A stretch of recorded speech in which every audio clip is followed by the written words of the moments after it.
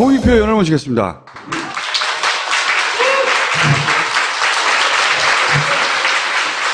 자, 최근 댓글 공작 관련해서 이제 이명박 전 대통령 이름, 각하 이름이 점점 등장하고 있어요. 근데 각하 하면 돈입니다, 돈. 돈 하면 사자방이에요. 네. 4대강 자원외교 방산비리. 사자방인데, 지난 새정치민주연합이라고 하는 긴 이름을 가졌던 시절. 예, 그때 국부 유출 자원외교 진상조사단. 이름 길어요. 그때 이름이 긴 게 유행했어요, 아주. 국부유출 자원외교 진상조사단에서 활동하셨어요, 의원님이, 그죠? 네. 그때 국조특위를 했었죠. 사자방에서 도대체 얼마나 돈이 사라졌는가. 어마어마한 돈이 사라졌거든요. 자세히 들어보면, 이렇게 많은 돈이 사라졌나. 누가 해먹었나, 자연스럽게 생각이 들 수밖에 없어요. 왜냐면 이제 우리가 각하를 모셔야 하잖아요. 각하를 모셔야 하기 때문에 각하를 모시기 위해서 기본 정보를 다시 리마인드하는 차원에서 전문가 홍익표 의원을 모셨습니다. 100조 원입니다. 100조. 아. 예. 금년도 우리 국가 예산이 얼마인 줄 아세요? 400조 5천억인데요. 그러니까 우리 국가 예산의 4분의 1이죠.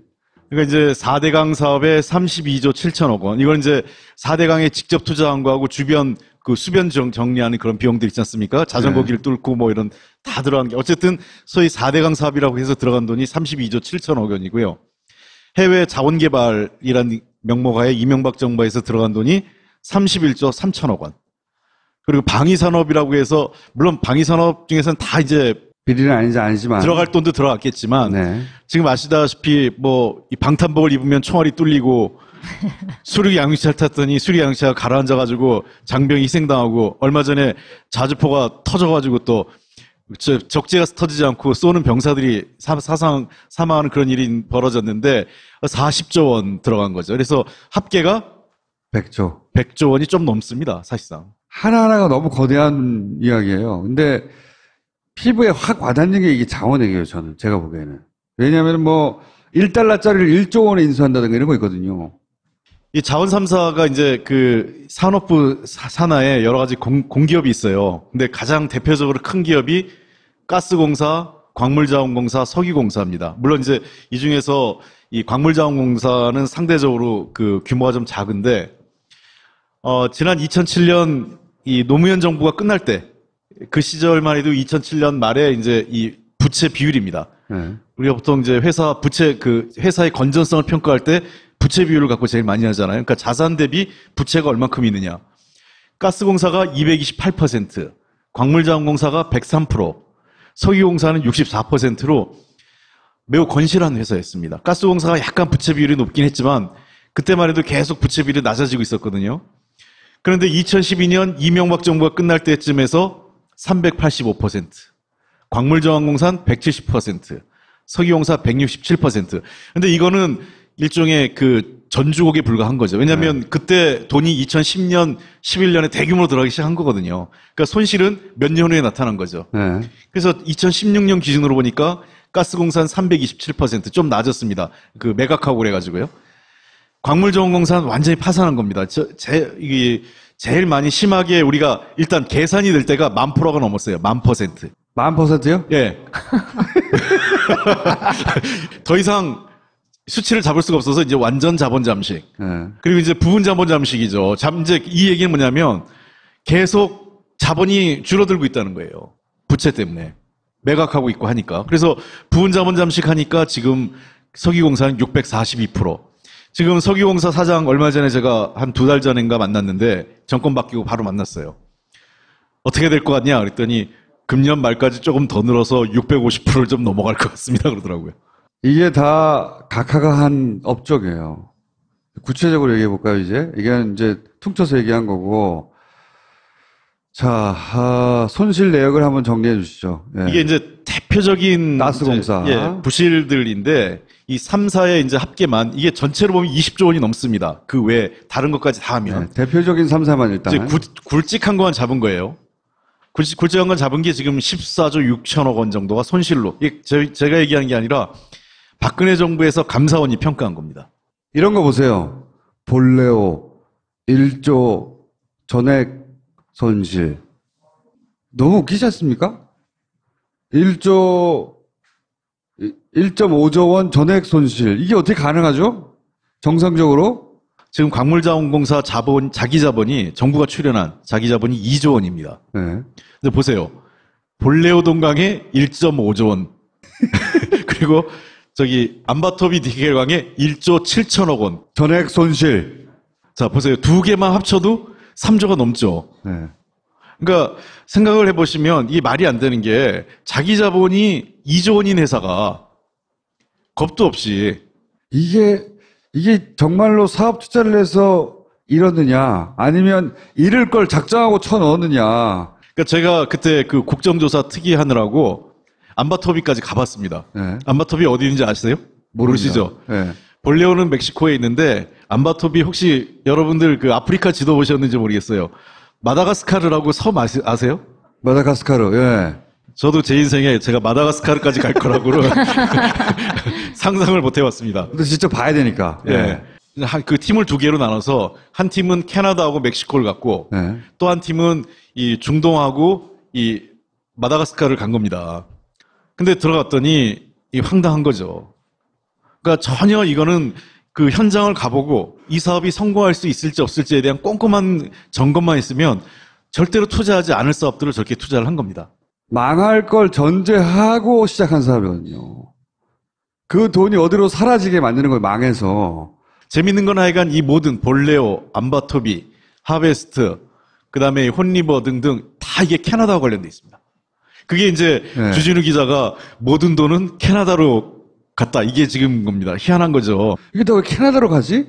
캐나다의 특정 은행으로 다 갑니다, 이게. 네. 근데 그게, 그래서 이제 그 영화에 등장하는 제보자가 농협권을 제일 처음 테스트로 해본 거야. 되니까 글로 다 몰아넣은 거야. 이런 얘기가 나오거든요. 네. 그러니까 예를 들면 암바토비 같은 경우 니켈 가격이 그때 이제 여러분 아시겠지만 2005년도에서 2010년 사이에 전 세계적으로 이 자원 가격이 막 뛰었죠. 석유도 우리가 원유 가격이 한 100불이 넘었죠. 100 한 2, 30불 그때 막 올라 최고치를 쳤었고 그때 니켈 가격이 톤당 2만 한 4천 불 전후였어요. 네. 근데 그때 들어간 거죠. 근데 지금 그 니켈 가격이 얼마인 줄 아세요? 12,000불 정도예요. 톤당. 반동가리가 난 거죠. 가장 높을 때 투자를 했다는 말씀이시군요. 그런 거죠. 그러니까 저 때 들어간 건 실제로 그 자기들이 저 때 실제로 살 때 28,000불쯤 했대 들어간 거예요. 네. 28,000불쯤 들어가서 그 우리가 회사가 굴러갈 때는 운영 자금도 들어가야 되고 금융비 저거 다 빚냈거든요.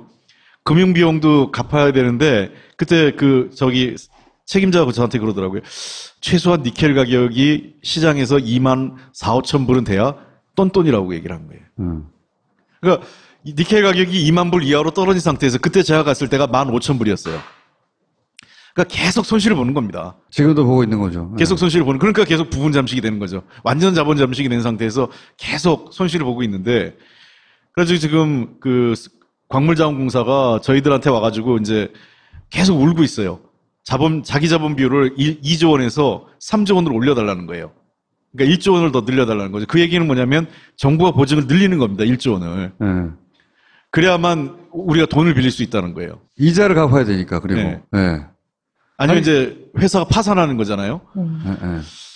그러니까 이게 사실은 어쩔 수 없이 늘려줘야 될 수밖에 없는 상황이 돼가고 있어요. 왜 그러냐면 공기업을 파산하면 단순히 이 광물자원공사 문제가 아니라 국가 신용도 여러 가지 문제가 있으니까 사실 그걸 믿고 공기업들을 갖고 저렇게 장난을 친 거죠. 그러니까 공기업은 세금으로 살려줄 거라고 생각하고, 예. 그 말도 안 되는 투자를 해서 누군가가 돈을 잃었으니까 누군가는 여기서 공기업들이 잃었어요. 누군가 벌었을 거 아니에요. 그러니까 그 여러분 아시겠지만 여러 차례 우리 IMF 위기 때 1998년도 IMF 위기 때도 그렇고 2008년도 미국의 금융위기 났을 때 가장 유명했던 말이 뭐냐? 이익은 사유화하고 손실은 사회화한다는 거예요. 네. 그러니까 이익은 누군가 개인을 가져가지만 손실은 사회 전체가 갚는 거죠. 우리가 그때 잘 아시겠지만 국가 그 기업들 부채 국민이 갚았잖아요. 네. 근데 개인이 파산하고 실업자 되는 건 다 개인의 문제인 거예요. 각하 출범하자마자 그랬거든요. 이명박 각하는 국가를 비즈니스 모델로 삼을 것이다. 제가 한 말이지만 너무 훌륭한 말이에요. 그러니까 저는 실제로 그렇게 했어요. 그렇습니다. 처음에 사건이 뭐죠? 무슨 사건입니까? 김경준 씨하고 했던. 예, BBK. BBK.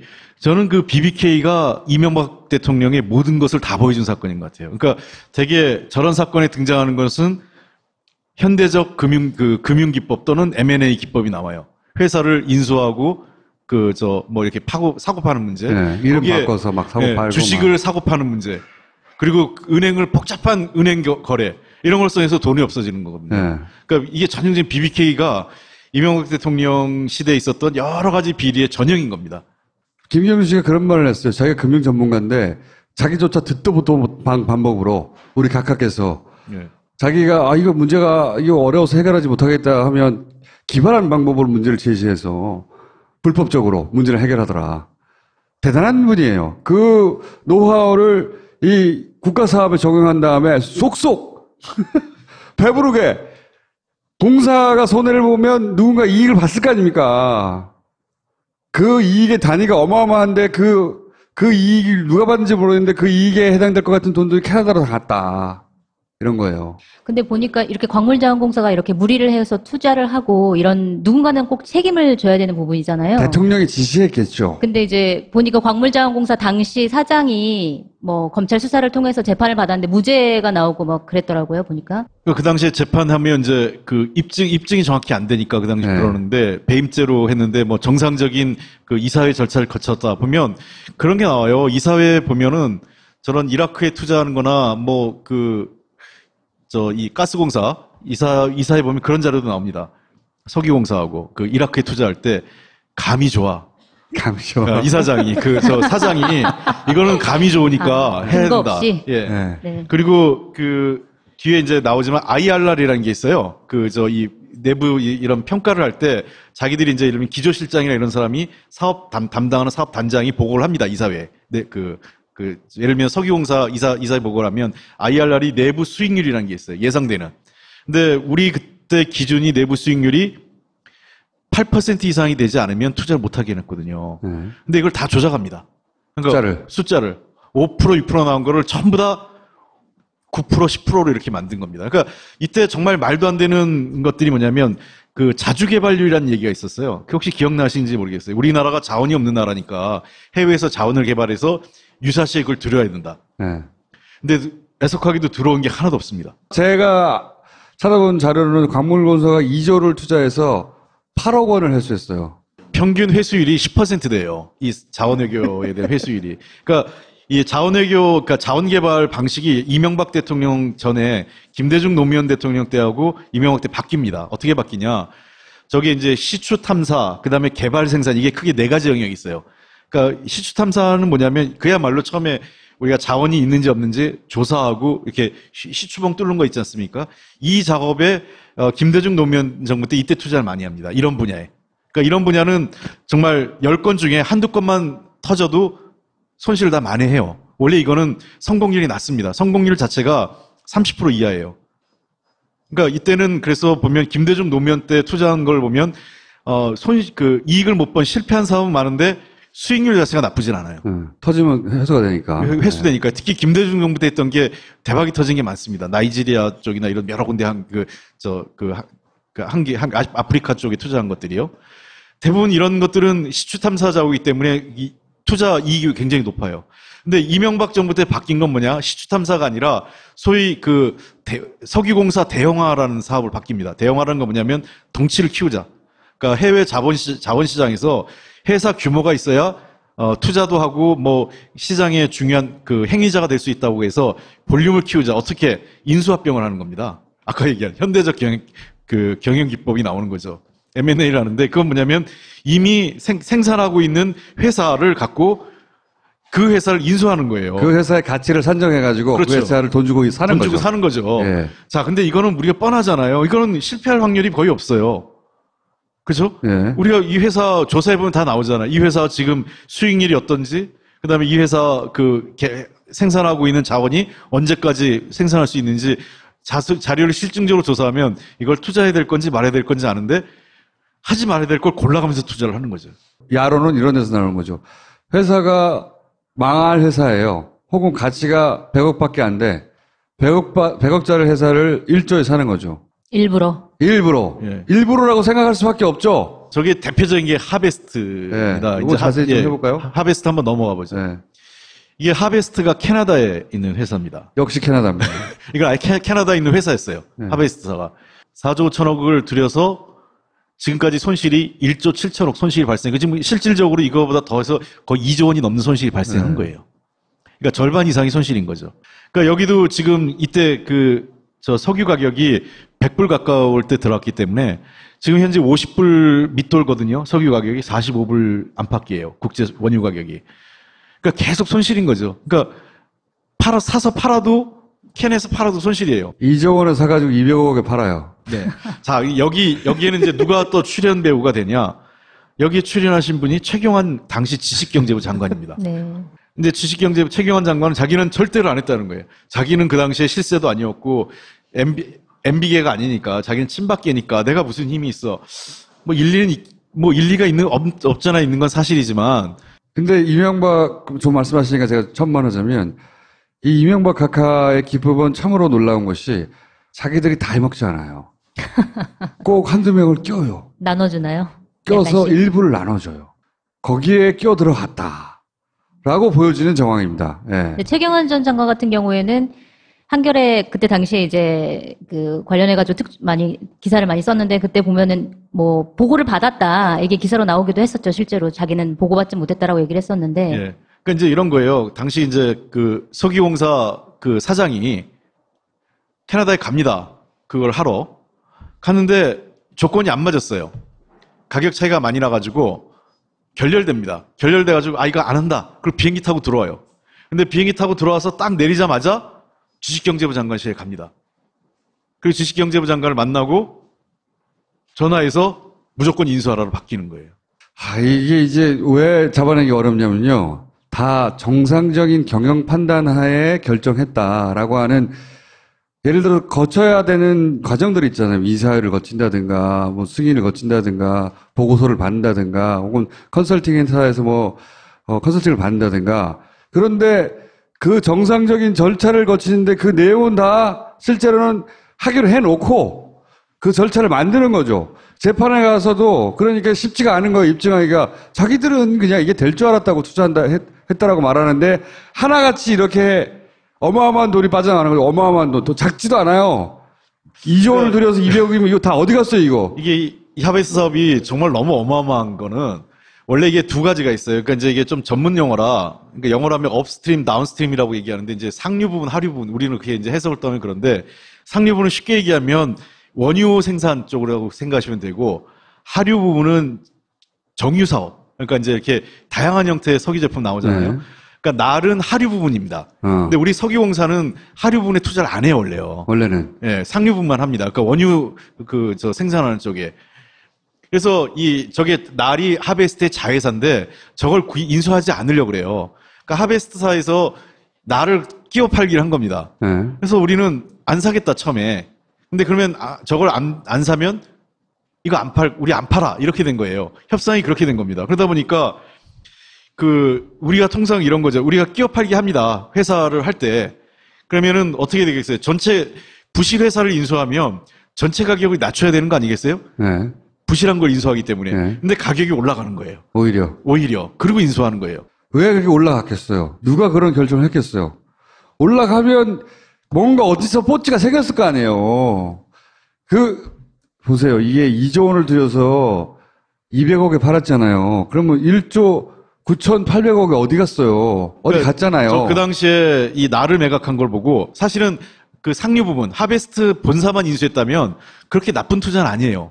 그러니까 왜냐면 그 당시 시장 상황을 봤을 때 손실 아마 생겼을 텐데 저만큼의 손실. 그러니까 여기서 보면 2조 원 중에 대부분의 손실이 여기서 생긴 거니까 날에서요. 2015년도에 관련해서 국정조사 하셨었잖아요. 근데 그때는 이런 것들이 이제 이유나 누가 이거를 중간에 가로챘는지나 이런 것들이 밝혀지지 않았던 이게 발견되기 거죠? 어려운 게 네. 국내에서 했으면 우리 금융감독위원회 금감위의 이제 조사 대상인데 캐나다는 우리 당국의 법이 미치지 않지 않습니까? 우리 각하는 다 해외에서 했어요. 예. 아까 얘기했죠. 제가 BBK가 이 MB의 모든 거라고 얘기하는 거는 전부 다 해외에 돈이 왔다 갔다 하면서 우리가 추적하기 어렵게 만들어요. 여하간 우리 각하의 기법은 이해하시려면은 전술 게임을 보면 돼요. 이 하베스트가 재밌는 게 다음에 한번 넘겨보면 이게 이제 아까 얘기한 IRR 조작이 이거예요. 5%를 8.3%로 만드는 과정이죠. 이걸 우리가 어떻게 알아내요? 일반인들이. 응? 이게 처음에 이제 그 IRR이 그 5%밖에 안 나오니까 중간에 조건을 막 바꿉니다. 단가, 그러니까 예를 들면 이런 거예요. 석유 가격 전망치를 바꾸고 이러는 겁니다. 미래 가격을. 그러니까 투자는 이미 결정된 상태에서 이것은 투자할 만한 조건이어서 귀납적으로 투자하는 게 아니라 투자를 결정해 놓고 조건을 막 맞추는 거야. 그럼 왜 결정했겠어, 그렇게? 이유가 있을 거 아니에요? 누가 먹었다니까! 근데 이게 해외 계좌고 참 밝혀지기 어려운데 검찰도 뭐 수사를 했지만 부실 수사다 뭐 이런 얘기도 많이 나오는데 다시 수사를 하면 검찰에서든 이런 해외 계좌나 이런 것들이 추적이 가능한 건가요?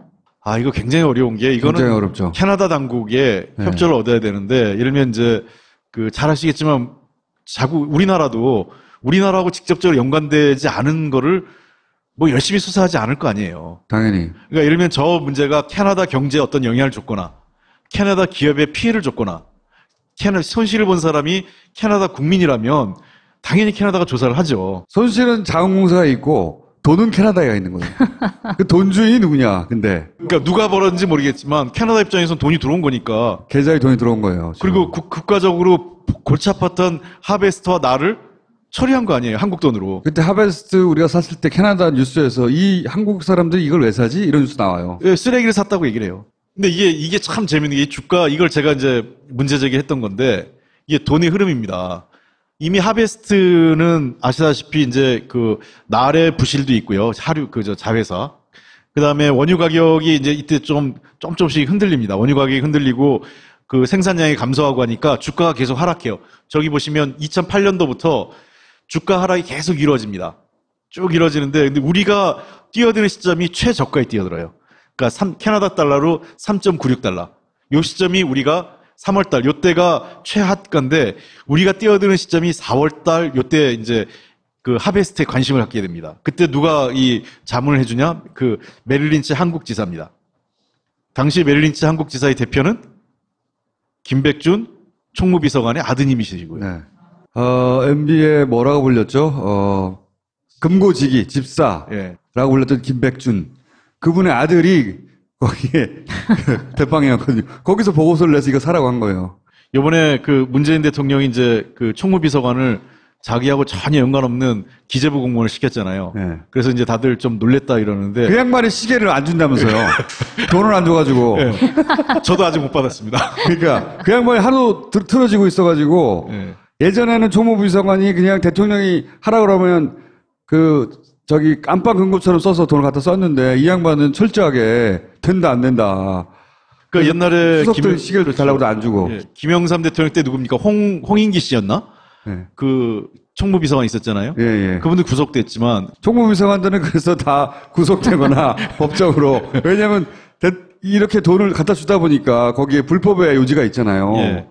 그 때려잡을 때 총무비서관을 때려잡거든요, 보통. 그래서 총무비서관이 이제 소위 그 청와대 눈에 보이지 않는 돈들이 있어요. 그러니까 뭐냐면 그게 이제 우리가 특수활동비라는 거 통치자금 뭐 이런 예. 식으로.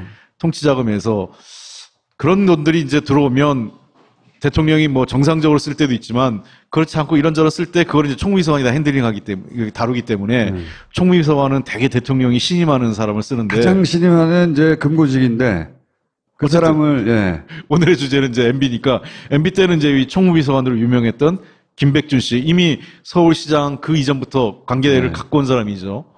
이분의 아들 메릴린치사가 적극적으로 이 하베스트사를 사라고 권유하는 겁니다. 근데 심증은 너무 짙은데 물증을 찾기가 자, 그래서 힘든 상황인 거잖아요. 그러니까 제가 좀 이상하다는 건 이 주가의 흐름을 보세요. 쭉 떨어져요. 3월 달까지 이제 그러니까 거의 4달러, 캐나다 달러로 4달러까지 떨어지는 겁니다. 그리고 그때부터 바닥을 치면서 계속 오르기 시작해요. 조금씩. 그러니까 한국 기업이 물론 이럴 수 있죠. 주식시장에서 한국 기업이 인수하려고 한다 하니까 이제 주가가 다시 오를 수 있겠죠. 어쨌든 주식이 계속 조금씩 소폭 오르기 시작해요. 다시. 그래서 우리가 최종 인수하려고 하는 그 시점, 이게 이제 2009년 10월 달인데, 이때 가격이, 주가가 저 빨간 걸 2배가 됐어, 거의. 7달러, 30. 7.3불 캐나다 달러 돼요. 네. 근데 실제로 우리가 얼마에 인수하지 않습니까? 한 주당 주식 평가로 해서 삽니다. 얼마 인수합니까, 그때? 9.5달러에 사줍니다. 9.5달러. 그러니까 거의 10달러에 사줘요. 네. 그러니까 거의 10달러에 사주기 때문에 거의 10달러에 맞춰져 있어요. 9.96달러인가만 제가 기억이 정확히 나는데 그 뒷자리 저는 그래서 그냥 제 기억에 10달러로 계산이 됐어요. 그때 10달러로 계산하면 당시 주가하고 딱 맞아요. 주식 가격하고. 주가 183만 주인가 그런데 아까 그 1조 8천억 달러 인수 네. 가격 있죠? 이 주식 18.3억 불. 예, 예. 부채 인수 22억 불. 그러니까 저게 그 183만 주인가 그러니까 딱 10달러로 하면 맞아 떨어집니다. 18.3억 불이 나옵니다. 자, 그러면 우리가 상식적으로 생각하면 4달러에 바닥에서 인수했다가 저거를 10달러에 팔면 2배 반을 남긴 거죠. 이거, 그러니까 이제 이거 우리가 어떻게 하면 좋아, 이거. 쉽게 계산하면 4억을 투자하면 10억을 가져간 거예요. 제가 있는 그 본 자료 중에 한국석유공사는 8조 4천억을 투자해서 재작년까지인가 600억을 회수했어요. 8조를 투자해서 600억. 2조를 투자해서 8억. 어디 갔냐고, 이 돈이 어디 갔겠어요? 그러니까 이게 박근혜 대통령하고 이명박 대통령을 비교하면 이건 프로와 아마추어의 차이가. 그러니까 그 시체 말로 박근혜 대통령 최순실 씨 뭐 이렇게 비리 보면 뭐 승마 뭐 이래가지고 뭐 몇천억 뭐 이런 거잖아요. 그러니까 그런 대부분 좀 너무 노골적이고 눈에 보이고 이렇게 손으로 셀 수 있는 돈들을 움직였다면 예. 각하께서는 정말 상상할 수 없는 수법으로 보이지 않게 우리가 셀 수 없는 돈이 왔다 갔다 한 겁니다. 로얄 뱅크 오브 캐나다라고 다 막 하다 보면 또 로얄 뱅크 오브 캐나다네. 여기도 로얄 뱅크 오브 캐나다네. 다 캐나다 로얄 뱅크 오브 캐나다로 가요. 거기서 그러면 어디로 갔는지는 안 찾아낼 밝혀진 수가 건가요? 없죠. 거기서부터 알 수가 없죠. 네. 우리가 수사권이나 수사 조사권이 없기 때문에 우리가 찾아낼 수가 없는 겁니다. 또 이제 저수지 게임에서도 나오지만 거기에 원세훈 국정원장이 캐나다를 그렇게 뻔질나게 드나들었다. 저는 좀 상식적으로 안 되는 게 보시다시피 하베스트사하고 나을은 거의 망한 회사거든요. 그러니까 사실은 우리 정부가 한 7.3불 그 당시 그 인수하겠다고 하는 가격이면 파는 게 맞거든요. 네. 근데 튕겨요. 높은 가격으로. 네. 그러니까 자기가 제자는 거의 10불을 안 해주면 안 팔겠다. 그것도 얘기가 된 거겠죠. 예, 그러니까 이거는 제가 보기에는 네가 튕겨라. 우리가 비싸게 사줄게. 예. 그러니까 재밌는 게 제가 저 10월 21일이 왜 중요하냐면 저 10월 21일이 우리가 하베스트 인수를 결정한 시점이에요. 네. 그때 종가가 7.3불인데 왜 10불에 사주냐는 거예요. 이렇게 단서를 찾아가서 이상한 점을 찾아낼 수 있지만 저 돈을 그냥 찾아낼 수는 없거든요. 예. 그럼 어떻게 해야 됩니까, 이거? 그 당시 해외 자원 개발 그 투자한 여러 가지 사업들 있지 않습니까? 네. 이거를 이제 우리가 정권을 잡았기 때문에 산업부가 좀 조사를 해야 돼요. 이거 저는 5년 내내 5년 걸리더라도 예. 다 찾아야 된다고 보거든요. 돈을 더 올려받을지 못하더라도 적어도 누가 왜 이렇게 했는지. 그러니까 지금 더 문제는 차라리 4대 강은 손실이 한정돼 있어요. 네. 물론 이제 앞으로 우리가 환경 개발을 다시 복구하는데 돈이 좀 들어가겠지만 우리가 해결할 수 있잖아요, 그거는. 네, 그 어쨌든. 예측 가능한. 그러니까 네. 이게 지금 들어간 병이 이거고 앞으로 복원하려면 이 병이 들어가 이렇게 되는데 자원에 대한 저 문제는 손실이 현재 진행형이라는 거예요. 그러니까 손실이 계속 늘어나는 겁니다. 아까 얘기했지만 한 20조 넘어 쓰고 계속 가면 그때 그 감사원 보고서에도 그 2년 전에 나왔던 보고서가 손실이 계속 늘어날 거로 얘기를 해요. 왜냐하면 이 사업을 접으면 이제 손실이 현저화 되겠죠. 그러면 아예 포기하는 거고. 그러니까 네. 이거를 우리가 어떻게 해야 되는지 참 고민인 게 접으면 회사가 망하는 거고요. 공사가. 공사가. 네. 네. 그럼 이제 그런 비판이 들어오죠. 왜 헐값 매각했냐? 그러니까 야당은 그렇게 공개할 겁니다. 놔뒀으면 언젠가 자원 가격이 오르면 그게 지금 그 당시 새누리당 의원들의 주장이었어요. 우리가 국정조사를 할 때 우리가 다 손실이다 하면 현재는 손실이지만 자원 가격이라는 건 내릴 때도 있고 오를 때도 있기 때문에 언젠가 오르면 다시 이게 좋은 투자가 될 수 있는 건데 왜 지금 시점에서 이렇게 단정적으로 얘기하냐 이 얘기입니다. 네.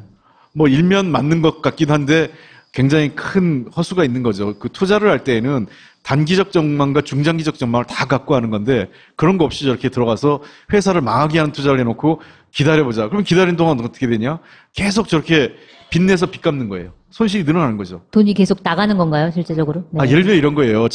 여러분 혹시 주식 투자 해보셨는지 모르겠지만 주식 가격이 오르고 내리는 때 내 돈 갖고 투자한 사람은 괜찮아요. 견딜 수 있습니다. 그래, 한번 기다려보자. 최소한 이자 부담하지 않으니까요. 근데 빚을 낸 사람은 계속 그 빚내서 빚 갚고 그냥 나중에 깡통 계좌 내는 게 그런 거거든요.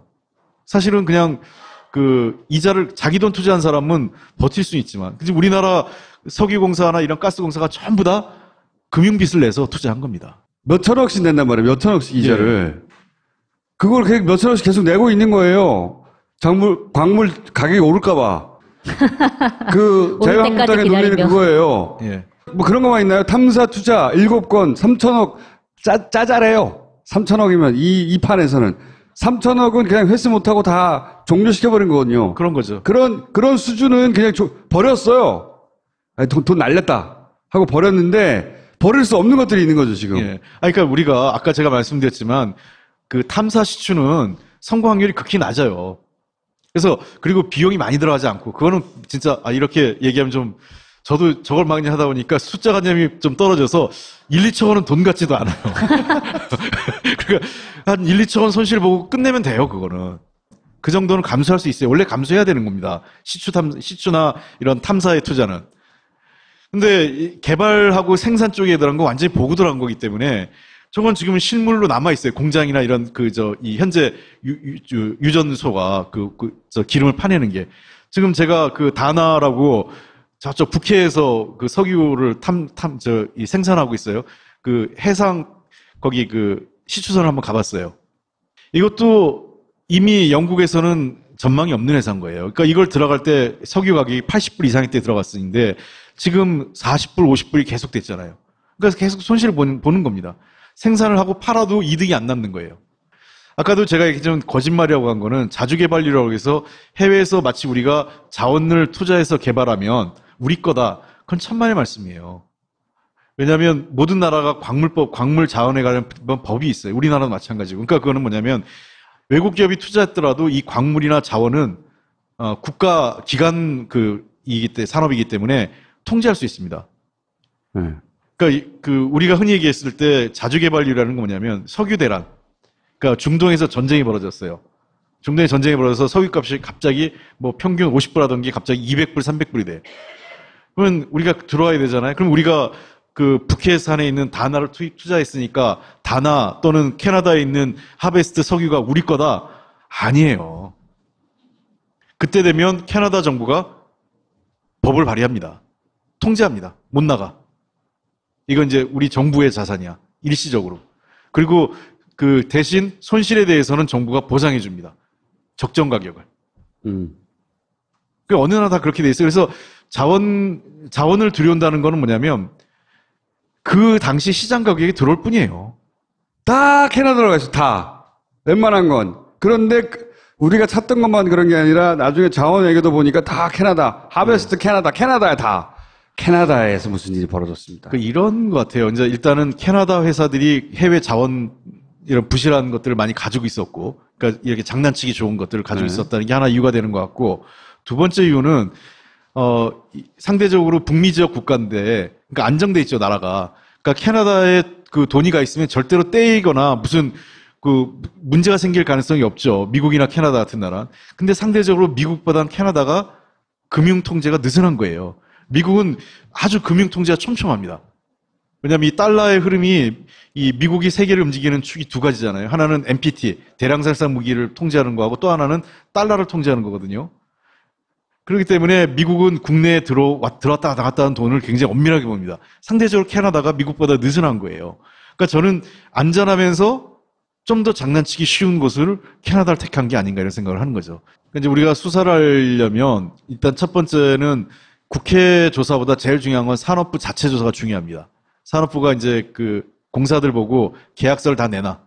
그러니까 계약 과정이나 이런 걸 다시 꼼꼼히 자체 조사를 좀 해야 되는 게 첫 번째고, 두 번째는 이 분야에 대해서 일단 국내 그 금융위하고 검찰이 좀 수사를 해야 돼요. 그래서 해야죠. 국내에서 뭔가 근거를 찾아내야 됩니다. 근거에 분명히 있을 거예요. 왜냐하면 아무리 그 말끔하게 한다 하더라도 범죄는 반드시 뭐가 있다?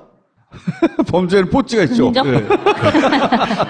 범죄에 반드시 흔적이 남기거든요. 네. 그러니까 국내에서 흔적을 찾아야만 캐나다 측에 우리가 금융 거래에 대한 그 추적을 요구할 수 있는 거예요. 네. 그러니까 왜냐하면 우리가 근거도 없이 캐나다 보고 이걸 조사해달라 할 수 없거든요. 이게 민주당에서 결국 제가 보기에는 특별법을 만들든 특별조사위원회를 만들든 뭘 만들어서 적어도 몇 년간 해야지 윤곽이 나올 거거든요. 그런 계획은 있으십니까? 한번 노력을 해보겠습니다. 한번 의논을 해보는데 저희들도 매우 심각하게 생각하고 대통령한테 여러 차례 얘기를 했어요. 네. 대통령도 그래서 업무보고 받으실 때마다 이 사자방 비리는 적폐다 이런 얘기를 하셨지 않습니까? 이게 단군 일의 최대예요, 최대. 그런 거죠. 그러니까 지금 아까 얘기했지만 박근혜 대통령과 수법이 완전히 다른 건 박근혜 대통령은 과거 아버지 방식을 그대로 한 거예요. 그러니까 대기업 두들겨 패서 삥 뜯는 방식이죠. 그거 굉장히 원시적이고 흔적이 많이 남는 방식을 택하다가 저렇게 된 거죠. 아버지 때는 문제가 없었지만 선진 기법을 활용한 거예요. 그냥. 이거는 현대적 금융기법, 현대적 M&A 기법을 활용하다 보니까 이게 되게 어려워요. 여러분 돈을 뺏긴 거예요. 조 단위로. 아니 이게 재밌는 게요. 그 네. 사위 있지 않습니까? 네. 저 어디입니까? 무슨 타이어예요? 한국 타이어죠. 네. 그 사위도 조사를 받아요. 그래서 참 재밌는 게 그건 몽골 쪽 무슨 사업들이 좀 있는데 그것도 다 주가 조작이에요. 관련이 있어요. 그러니까 참 재밌는 거는 뭔가 할 때 주식을 샀다가 그리고 주식이 상종가 치면 팔고 그 사업은 백지화돼요. 망할 거에다가 돈을 엄청 부어요. 그러면 그 회사가 망하면 사라지잖아요. 그러면 회사가 망했기 때문에 그 회사를 추적할 대상이 없어지는 거 아니에요. 대단하다는 생각을 항상 하게 됩니다. 꼭 잡아야 한다. 꼭 잡읍시다. 네. 예, 알겠습니다. PPL. 레전드 스포츠 히어로즈, 야구, 축구, 양궁, 사격. 이 모든 스포츠를 한 곳에서 즐길 수 있는 곳이 있습니다. 바로 레전드 스포츠 히어로즈입니다. 더울 때도 추울 때도 혼자일 때도 여럿일 때도 취향대로 골라 즐기는 레전드 스포츠 히어로즈. 스크린으로 이렇게 다 할 수 있으면 굳이 먼 데까지 갈 필요가 없겠네요. 어디 갈까 고민하지 말고 뭐 할까 싸우지 말고 레전드 야구존 강남역점에서 해결책을 찾으세요. 스크린 스포츠의 레전드 스포츠 히어로즈입니다. 2배 보낭칠. 예. 편안한 밤을 보내지 못하는 분들께 희소식. 근데 이게 2배 보낭칠이라는 게 나왔대요. 예. 수성맞이 이벤트. 제주 및 남해안 섬 지역에서만 재배가 가능한 황칠나무. 그게 2배가 들어간 2배 보낭칠이 나왔다고 합니다. 네. 추석을 맞이해서 딴지마켓에서 확인해 주세요. 정직한 마음으로 담은 이벤트입니다. 추석맞이 이벤트 2배 보낭칠 한다는 거고 이건 아시죠? 네.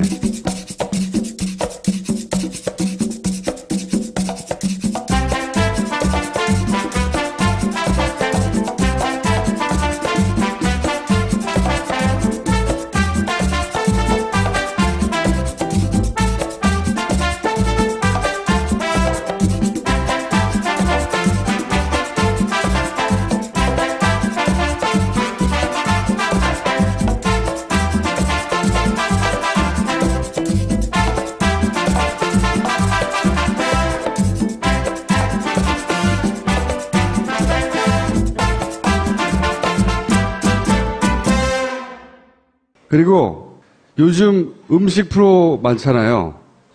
그런데 강원 선생하고 배우 김의성 씨 아시죠? 입이 거친 분. 팟캐스트를 시작했습니다. 음식 가지고. 엄청나게 재밌다고. 네. 이 두 분이 음식을 먹고 음식 논평을 하는 거예요. 제목은 꼭 먹어보라는 말은 아니야. 라고 하는 팟캐스트를 두 분 시작했습니다. 네, 광고하고. 재밌는 것 같아요. 제가 요즘 굉장히 관심 가지는 당나귀. 내가 프랑스 당나귀 키우는 그 농장주한테 요청을 했어요. 정말로 당나귀가 반려 당나귀냐. 네. 증거를 영상으로 보내달라. 그랬더니 이 양반이 이걸 보내왔어요. Yope, Dynamite, Saga. Papa, ici, Salangayo. 파파이스 사랑해요, 이거야. 그래서 이걸로 부족하다. 훨씬 더 입증 가능할 정도의 반려당락인 영상을 보내달라. 다음 주에 보내주기로 했어요. 홍익표 의원을 모시겠습니다.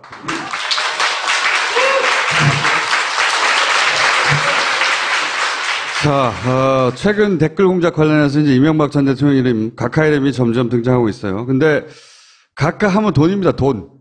돈 하면 사자방이에요. 네. 4대강 자원외교 방산비리. 사자방인데, 지난 새정치민주연합이라고 하는 긴 이름을 가졌던 시절. 예, 그때 국부 유출 자원외교 진상조사단. 이름 길어요. 그때 이름이 긴 게 유행했어요, 아주. 국부 유출 자원외교 진상조사단에서 활동하셨어요, 의원님이, 그죠? 네. 그때 그 국조특위를 했었죠. 사자방에서 도대체 얼마나 돈이 사라졌는가. 어마어마한 돈이 사라졌거든요. 자세히 들어보면 이렇게 많은 돈이 사라졌나. 누가 해먹었나 자연스럽게 생각이 들 수밖에 없어요. 왜냐면 이제 우리가 각하를 모셔야 하잖아요. 각하를 모셔야 하기 때문에 각하를 모시기 위해서 기본 정보를 다시 리마인드하는 차원에서 전문가 홍익표 의원을 모셨습니다. 100조 원입니다. 100조. 아. 예. 금년도 우리 국가 예산이 얼마인 줄 아세요? 400조 5천억인데요. 그러니까 우리 국가 예산의 4분의 1이죠. 그러니까 이제 4대강 사업에 32조 7천억 원. 이건 이제 4대강에 직접 투자한 거하고 주변 그 수변 정리하는 그런 비용들 있지 않습니까? 자전거 길 뚫고 뭐 이런 다 들어간 게. 어쨌든 소위 4대강 사업이라고 해서 들어간 돈이 32조 7천억 원이고요. 해외 자원개발이라는 명목하에 이명박 정부에서 들어간 돈이 31조 3천억 원. 그리고 방위산업이라고 해서 물론 방위산업 중에서는 다 이제 비리는 아니지만 들어갈 돈도 들어갔겠지만 네. 지금 아시다시피 뭐 이 방탄복을 입으면 총알이 뚫리고 수륙 양육차를 탔더니 수륙 양육차가 가라앉아가지고 장병이 희생당하고 얼마 전에 자주포가 터져가지고 또 적재가 터지지 않고 쏘는 병사들이 사망하는 그런 일이 벌어졌는데 40조 원 들어간 거죠. 그래서 합계가 100조 원이 좀 넘습니다, 사실상. 하나하나가 너무 거대한 이야기예요. 근데 피부에 확 와닿는 게 이게 자원외교예요, 저는. 제가 보기에는. 왜냐하면 뭐 1달러짜리를 1조 원에 인수한다든가 이런 거 있거든요. 이 자원 3사가 이제 그 산업부 산하에 여러 가지 공기업이 있어요. 근데 가장 대표적으로 큰 기업이 가스공사, 광물자원공사, 석유공사입니다. 물론 이제 이 중에서 이 광물자원공사는 상대적으로 그 규모가 좀 작은데, 지난 2007년 이 노무현 정부가 끝날 때 그 시절만 해도 2007년 말에 이제 이 부채 비율입니다. 네. 우리가 보통 이제 회사의 건전성을 평가할 때 부채 비율을 갖고 제일 많이 하잖아요. 그러니까 자산 대비 부채가 얼만큼 있느냐. 가스공사가 228%, 광물자원공사가 103%, 석유공사는 64%로 매우 건실한 회사였습니다. 가스공사가 약간 부채 비율이 높긴 했으니까 그러니까 전혀 이거는 그 현장을 가보고 이 사업이 성공할 수 있을지 없을지에 대한 꼼꼼한 점검만 있으면 절대로 투자하지 않을 사업들을 저렇게 투자를 한 겁니다. 망할 걸 전제하고 시작한 사업이거든요. 그 돈이 어디로 사라지게 만드는 거예요, 망해서. 재밌는 건 하여간 이 모든 볼레오, 암바토비, 하베스트, 그 다음에 혼리버 등등 다 이게 캐나다와 관련돼 있습니다. 그게 이제 네. 주진우 기자가 모든 돈은 캐나다로 갔다. 이게 지금 겁니다. 희한한 거죠. 이게 다 왜 캐나다로 가지? 캐나다의 특정 은행으로 다 갑니다, 이게. 네. 근데 그게, 그래서 이제 그 영화에 등장하는 제보자가 농협권을 제일 처음 테스트를 해본 거야. 되니까 글로 다 몰아넣은 거야. 이런 얘기가 나오거든요. 네. 그러니까 예를 들면 암바토비 같은 경우 니켈 가격이 그때 이제 여러분 아시겠지만 2005년도에서 2010년 사이에 전 세계적으로 이 자원 가격이 막 뛰었죠. 석유도 우리가 원유 가격이 한 100불이 넘었죠. 100 한 20, 30불 그때 막 올라 최고치를 쳤었고 그때 니켈 가격이 톤당 2만 한 4천 불 전후였어요. 네. 근데 그때 들어간 거죠. 근데 지금 그 니켈 가격이 얼마인 줄 아세요? 12,000불 정도예요. 톤당. 반동가리가 난 거죠. 가장 높을 때 투자를 했다는 말씀이시군요. 그런 거죠. 그러니까 저 때 들어간 건 실제로 그 자기들이 저 때 실제로 살 때 28,000불쯤 했대 들어간 거예요. 네. 28,000불쯤 들어가서 그 우리가 회사가 굴러갈 때는 운영자금도 들어가야 되고 금융비 저거 다 빚냈거든요. 금융비용도 갚아야 되는데 그때 책임자가 저한테 그러더라고요. 최소한 니켈 가격이 시장에서 24,000~25,000불은 돼야 똔똔이라고 얘기를 한 거예요. 그러니까 이 니켈 가격이 2만 불 이하로 떨어진 상태에서 그때 제가 갔을 때가 15,000불이었어요. 그러니까 계속 손실을 보는 겁니다. 지금도 보고 있는 거죠. 계속 손실을 보는, 그러니까 계속 부분 잠식이 되는 거죠. 완전 자본 잠식이 된 상태에서 계속 손실을 보고 있는데, 그래서 지금 광물자원공사가 저희들한테 와가지고 이제 계속 울고 있어요.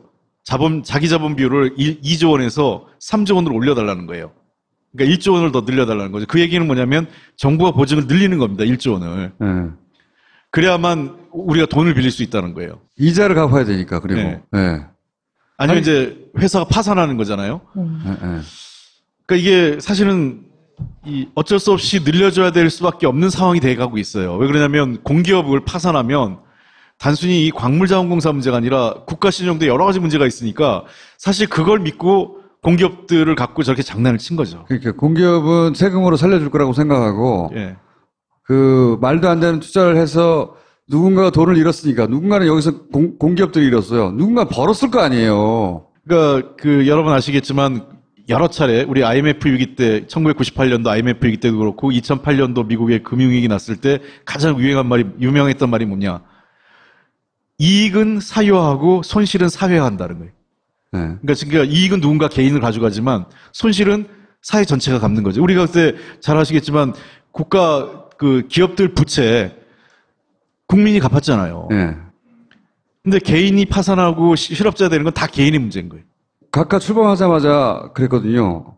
이명박 각하는 국가를 비즈니스 모델로 삼을 것이다. 제가 한 말이 좀 너무 훌륭한 말이에요. 그러니까 저는 실제로 그렇게 했어요. 그렇습니다. 처음에 사건이 뭐죠? 무슨 사건입니까? 김경준 씨하고 했던. 네, BBK. BBK. 저는 BBK가 이명박 대통령의 모든 것을 다 보여준 사건인 것 같아요. 그러니까 되게 저런 사건에 등장하는 것은 현대적 금융기법 또는 M&A 기법이 나와요. 회사를 인수하고 이렇게 사고 파는 문제. 네, 이름 바꿔서 막 사고 팔고. 주식을 사고 파는 문제. 그리고 복잡한 은행 거래. 이런 걸 써서 돈이 없어지는 거거든요. 네. 그러니까 이게 전형적인 BBK가 이명박 대통령 시대에 있었던 여러 가지 비리의 전형인 겁니다. 김경준 씨가 그런 말을 했어요. 자기가 금융 전문가인데 자기조차 듣도 보도 방법으로 우리 각하께서 예. 자기가 이거 어려워서 해결하지 못하겠다 하면 기발한 방법으로 문제를 제시해서 불법적으로 문제를 해결하더라. 대단한 분이에요. 그 노하우를 이 국가 사업에 적용한 다음에 쏙쏙 배부르게 공사가 손해를 보면 누군가 이익을 봤을 거 아닙니까? 그 이익의 단위가 어마어마한데 그 이익을 누가 받는지 모르겠는데 그 이익에 해당될 것 같은 돈들이 캐나다로 다 갔다. 이런 거예요. 근데 보니까 이렇게 광물자원공사가 이렇게 무리를 해서 투자를 하고 이런 누군가는 꼭 책임을 져야 되는 부분이잖아요. 대통령이 지시했겠죠. 근데 이제 보니까 광물자원공사 당시 사장이 검찰 수사를 통해서 재판을 받았는데 무죄가 나오고 그랬더라고요, 보니까. 그 당시에 재판하면 이제 입증이 정확히 안 되니까 그 당시 네. 그러는데 배임죄로 했는데 정상적인 이사회 절차를 거쳤다 보면 그런 게 나와요. 이사회에 보면은 저런 이라크에 투자하는 거나 이 가스공사 이사에 보면 그런 자료도 나옵니다. 석유공사하고 이라크에 투자할 때 감이 좋아. 감이 좋아. 그러니까 이사장이 사장이 이거는 감이 좋으니까 해야 근거 된다. 없이? 예. 네. 네. 그리고 뒤에 이제 나오지만 IRR이라는 게 있어요. 이 내부 이런 평가를 할 때 자기들이 이제 이런 기조실장이나 이런 사람이 사업 담당하는 사업 단장이 보고를 합니다. 이사회에. 네, 예를 들면 석유공사 이사에 보고를 하면 IRR이 내부 수익률이라는 게 있어요. 예상되는. 근데 우리 그때 기준이 내부 수익률이 8% 이상이 되지 않으면 투자를 못하게 해놨거든요. 근데 이걸 다 조작합니다. 그러니까 숫자를 5%, 6% 나온 거를 전부 다 9%, 10%로 이렇게 만든 겁니다. 그러니까 이때 정말 말도 안 되는 것들이 뭐냐면 자주개발률이라는 얘기가 있었어요. 혹시 기억나시는지 모르겠어요. 우리나라가 자원이 없는 나라니까 해외에서 자원을 개발해서 유사시에 그걸 들여야 된다. 네. 근데 애석하게도 들어온 게 하나도 없습니다. 제가 찾아본 자료로는 광물건설가 2조를 투자해서 하지만 그때만 해도 계속 부채 비율이 낮아지고 있었거든요. 그런데 2012년 이명박 정부가 끝날 때쯤에서 385%, 광물저항공사는 170%, 석유공사 167%. 근데 이거는 일종의 그 전주곡에 불과한 거죠. 왜냐하면 그때 돈이 2010년, 11년에 대규모로 들어가기 시작한 거거든요. 그러니까 손실은 몇 년 후에 나타난 거죠. 네. 그래서 2016년 기준으로 보니까 가스공사는 327%좀 낮았습니다. 그 매각하고 그래가지고요. 광물정원공사는 완전히 파산한 겁니다. 이게 제일 많이 심하게 우리가 일단 계산이 될 때가 10,000%가 넘었어요. 10,000%. 10,000%요? 예. 더 이상 수치를 잡을 수가 없어서 이제 완전 자본 잠식. 네. 그리고 이제 부분 자본 잠식이죠. 이제 이 얘기는 뭐냐면 계속 자본이 줄어들고 있다는 거예요. 부채 때문에. 매각하고 있고 하니까. 그래서 부분 자본 잠식하니까 지금 석유공사는 642%. 지금 석유공사 사장 얼마 전에 제가 한 2달 전인가 만났는데 정권 바뀌고 바로 만났어요. 어떻게 될 것 같냐 그랬더니 금년 말까지 조금 더 늘어서 650%를 좀 넘어갈 것 같습니다 그러더라고요. 이게 다 각하가 한 업적이에요. 구체적으로 얘기해 볼까요, 이제? 이게 이제 퉁쳐서 얘기한 거고. 자, 손실 내역을 한번 정리해 주시죠. 예. 이게 이제 대표적인 가스공사. 이제, 예, 부실들인데 이 3사의 이제 합계만 이게 전체로 보면 20조 원이 넘습니다. 그 외에 다른 것까지 다 하면. 네, 대표적인 3사만 일단. 이제 굵직한 것만 잡은 거예요. 굵직한 건 잡은 게 지금 14조 6천억 원 정도가 손실로. 이게 제가 얘기하는 게 아니라 박근혜 정부에서 감사원이 평가한 겁니다. 이런 거 보세요. 볼레오 1조 전액 손실. 너무 웃기지 않습니까? 1.5조 원 전액 손실. 이게 어떻게 가능하죠? 정상적으로? 지금 광물자원공사 자기 자본이 정부가 출연한 자기 자본이 2조 원입니다. 네. 근데 보세요. 볼레오 동강에 1.5조 원. 그리고 저기 암바토비 디겔강에 1조 7천억 원. 전액 손실. 자, 보세요. 두 개만 합쳐도 3조가 넘죠. 네. 그러니까 생각을 해보시면 이게 말이 안 되는 게 자기 자본이 2조 원인 회사가 겁도 없이 이게 정말로 사업 투자를 해서 이러느냐, 아니면 이럴 걸 작정하고 쳐 넣었느냐. 그러니까 제가 그때 그 국정조사 특위하느라고 암바토비까지 가봤습니다. 네. 암바토비 어디 있는지 아세요? 모르시죠? 네. 볼레오는 멕시코에 있는데 암바토비 혹시 여러분들 그 아프리카 지도 보셨는지 모르겠어요. 마다가스카르라고 섬 아세요? 마다가스카르, 예. 저도 제 인생에 제가 마다가스카르까지 갈 거라고는 상상을 못 해봤습니다. 근데 직접 봐야 되니까. 예. 그 팀을 두 개로 나눠서 한 팀은 캐나다하고 멕시코를 갔고 예. 또 한 팀은 이 중동하고 이 마다가스카르를 간 겁니다. 근데 들어갔더니 이 황당한 거죠. 8억 원을 회수했어요. 평균 회수율이 10%대예요. 이 자원외교에 대한 회수율이. 그러니까 이 그러니까 자원개발 방식이 이명박 대통령 전에 김대중 노무현 대통령 때하고 이명박 때 바뀝니다. 어떻게 바뀌냐? 저게 이제 시추 탐사, 그다음에 개발 생산, 이게 크게 4가지 영역이 있어요. 그러니까 시추 탐사는 뭐냐면 그야말로 처음에 우리가 자원이 있는지 없는지 조사하고 이렇게 시추봉 뚫는 거 있지 않습니까? 이 작업에 김대중 노무현 정부 때 이때 투자를 많이 합니다. 이런 분야에. 그러니까 이런 분야는 정말 10건 중에 한두 건만 터져도 손실을 다 만회해요. 원래 이거는 성공률이 낮습니다. 성공률 자체가 30% 이하예요. 그러니까 이때는 그래서 보면 김대중 노무현 때 투자한 걸 보면 이익을 못 본 실패한 사업은 많은데 수익률 자체가 나쁘진 않아요.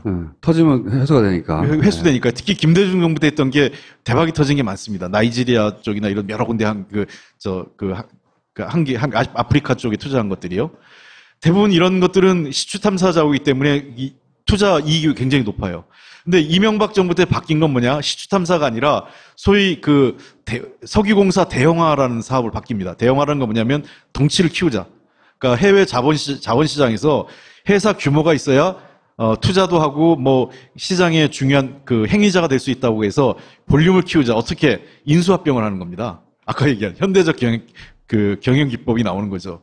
M&A를 하는데 그건 뭐냐면 이미 생산하고 있는 회사를 갖고 그 회사를 인수하는 거예요. 그 회사의 가치를 산정해가지고 그 그렇죠. 회사를 돈 주고 사는 돈 거죠. 주고 사는 거죠. 예. 자, 근데 이거는 우리가 뻔하잖아요. 이거는 실패할 확률이 거의 없어요. 그죠? 예. 우리가 이 회사 조사해보면 다 나오잖아요. 이 회사 지금 수익률이 어떤지, 그 다음에 이 회사 생산하고 있는 자원이 언제까지 생산할 수 있는지 자료를 실증적으로 조사하면 이걸 투자해야 될 건지 말아야 될 건지 아는데 하지 말아야 될 걸 골라가면서 투자를 하는 거죠. 야로는 이런 데서 나오는 거죠. 회사가 망할 회사예요. 혹은 가치가 100억밖에 안 돼. 100억짜리 회사를 1조에 사는 거죠. 일부러. 일부러. 예. 일부러라고 생각할 수밖에 없죠. 저게 대표적인 게 하베스트입니다. 예, 이거 자세히 좀 해볼까요? 하베스트 한번 넘어가 보죠. 예.